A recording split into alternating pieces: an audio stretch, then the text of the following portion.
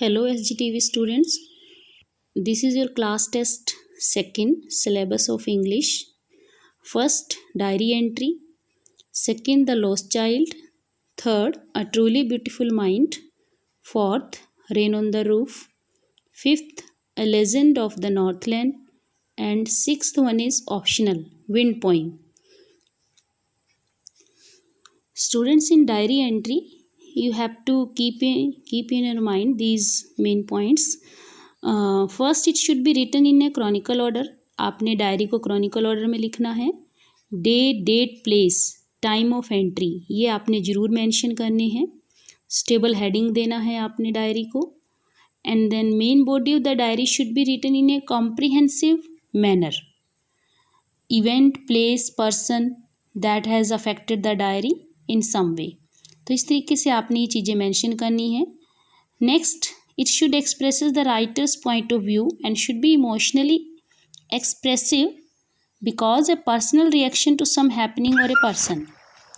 Then it should be written in the first person and maybe in the past tense. आपने first person का use करना है क्योंकि आप अपने बारे में लिख रहे हो, तो that's why आपने है जो first person use करना है and past tense use करना है. स्टूडेंट्स ये ध्यान रखना आप लोगों ने.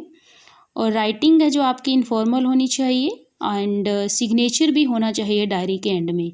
So this is your diary entry format. इस तरीके से आपने राइट डाउन करनी है. जैसे कि ये डेट मेंशन की हुई है, प्लेस मेंशन किया हुआ है, डे मेंशन किया हुआ है, टाइम मेंशन किया हुआ है. तो इस तरीके से आपने डायरी लिखनी है. और स्टूडेंट्स आपने ये भी एक बात ध्यान रखनी है कि डायरी एंट्री को आपने एक बॉक्स लगाना है और लास्ट में आपने साइन भी करनी है. तो इस तरीके से डायरी एंट्री आपने राइट डाउन करनी है in past tense. Next, truly beautiful mind lesson है आपका ये जो आपने अच्छे से इसको रीड आउट करना है. इस लेसन के अंदर हम यंग जर्मन सिविल सर्वेंट के बारे में स्टडी की है who took the world strong about 100 years एगो. यानी काफ़ी साल पहले उन्होंने वर्ल्ड के अंदर एक ऐसी डिस्कवरी करके भूचाल मचा दिया था. In the summer of 1905 the 26-year-old publish in quick succession for groundbreaking papers about light, motion, particles, electrodynamics of moving bodies and energy. His work to only a few pages in scientific journal but changed forever our understanding space, time and entire cosmos and transformed the name Einstein.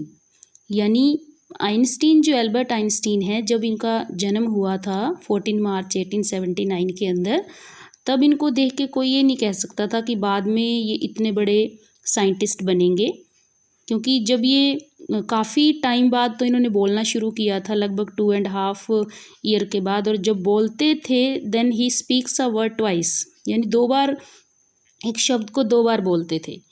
तो इस तरीके से इनकी mother को doubt होता था कि पता नहीं बेटा आगे चल के कुछ करेगा कि नहीं करेगा.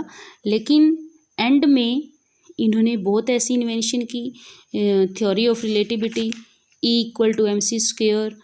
इस तरीके से इन्होंने मतलब इन्वेंट किया, काफ़ी प्राइजेस भी हासिल किए. और जो जापान के अंदर बॉम्बिंग हुई थी नागासाकी एंड हिरोशिमा, उसको लेके इन्होंने बड़ा क्रिटिसाइज़ किया था. तो इस तरीके से जो एल्बर्ट आइंस्टीन ने है जो काफ़ी कुछ डेवलप किया. Next, the lost child. In this chapter child goes to a fair with his parents. अपने पेरेंट्स के साथ है जो मेले में जाता है. He is happy and excited and sweets and toy displayed there. काफ़ी खुश था वो क्योंकि उसको बहुत चीज़ें वहाँ पे देखने को मिल रही थी. But his parents don't buy them for him. And then does he refuse when someone else offers them to him. यानी पहले तो वो डिमांड कर रहा था कि मुझे वो चीज़ें चाहिए अपने पेरेंट्स से, लेकिन बाद में ऐसा क्या होता है कि जब कोई दूसरा पर्सन उसको ऑफ़र करता है लेकिन वो इग्नोर कर रहा है, उन चीज़ों को रिफ्यूज़ कर रहा है कि मुझे नहीं लेनी.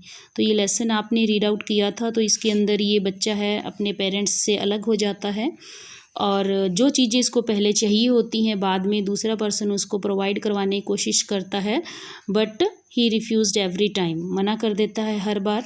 तो बस इसको अपने पेरेंट्स ही चाहिए होते हैं.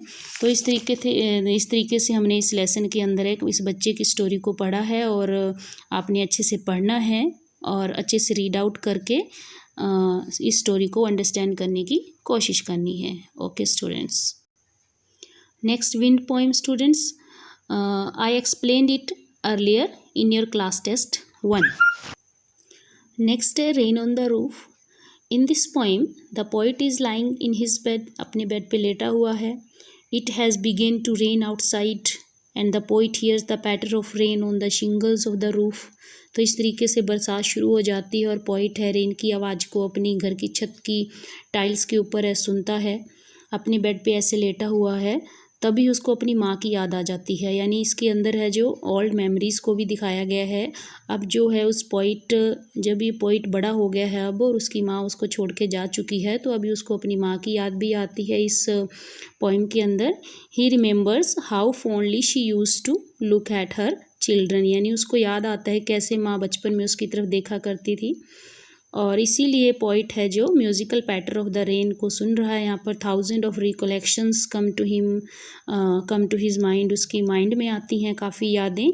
और इन दीज रिकोलेक्शंस ही sees the loving images of her mother. अपनी माँ की इमेजेस को यहाँ पे देख रहा है, याद कर रहा है उनको.